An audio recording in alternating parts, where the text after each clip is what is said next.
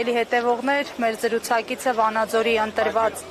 համայնքապետ Մամիկոն Ասլանյանն է։ Պարոն Ասլանյան,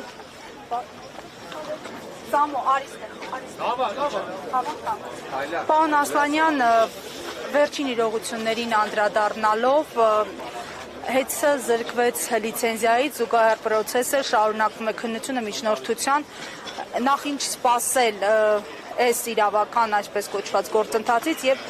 ՀԵՑ-ի լիցենզիայից զրկելուց հետո ինչպիսի զարգացումներ են սպասվում։ Իրավական զարգացումների մասին ասեմ, թե հոգեբանական։ Իրավական զարգացումներով 3 ամսվա ընթացքում կարծեմ պիտի,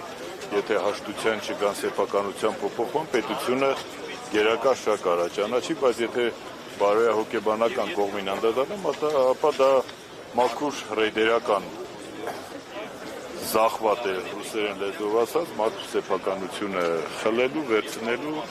եւ ոչ նպատակային օգտագործելու։ Ես դրան այդ կոնտեքստով եմ վերաբերվում, մնացած հետևանքները նաև բնակչությունը կարող է զգալ, երբ որ ՀԵՑ-ը իր ամբողջ մասնագիտական, տեխնիկական բազայով կարողանում է դեռևս ծառայություններ մատուցի բնակչությանը, հետագայում գուցե նաև խնդիրներ կառաջանան։ Մնացած կանխատեսումները չեմ կարող անել, որովհետև այս երկրում ով ինչ ուզում անում է եւ դրա համար որևէ մեկը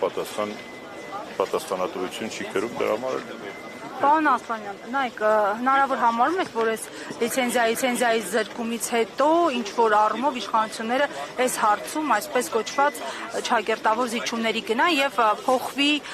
Կարապետյանի խափանման միջոցը այլընտրանքային որևէ խափանման միջոցով։ Գիտեք, եթե տրամաբանությամբ նայենք, ապա Սամվել Կարապետյանը ընդհանրապես որևէ խափանման միջոց չպիտի լիներ, հետեւաբար դա ընդհանրապես կանխագուշակությունների դաշտից է, դժվար է նման կանխագուշակություն անել, նման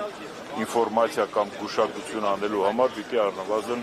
մտնել են մարդկանց հոգեբանության մեջ, ովքեր որ այդ պրոցեսը նախաձեռնել են, ուստի դա գուշակելու պես մի բան է, կամ կթողեն, կամ չեն թողի, ես կարծում եմ, որ վաղուց պիտի թողեին ու դեռ ավելին չպիտի էլ կալանավորեին։ Էջմիածնի ընտրություններին անդրադառնալով, որովհետև այս քաղաքական իրողությունների համատեքստում է նաև, ինչ եք կարծում, ինչպես դրսևորեց իրեն ընդդիմությունը եւ ինչը պակասեց, որպեսզի ընդդիմությունը հաղթի։ Անկեղծ ասած, չի ուզենա նման գնահատականներ տալ, ուղղակի ընդդիմությունը մեծ առումով պիտի ըմբռնի հասկանա, որ համայնքային ընտրությունները բարձրացնել շատ մեծ միջպետական, ազգային, հոգևոր մակարդակի չարժեր, որպեսզի նման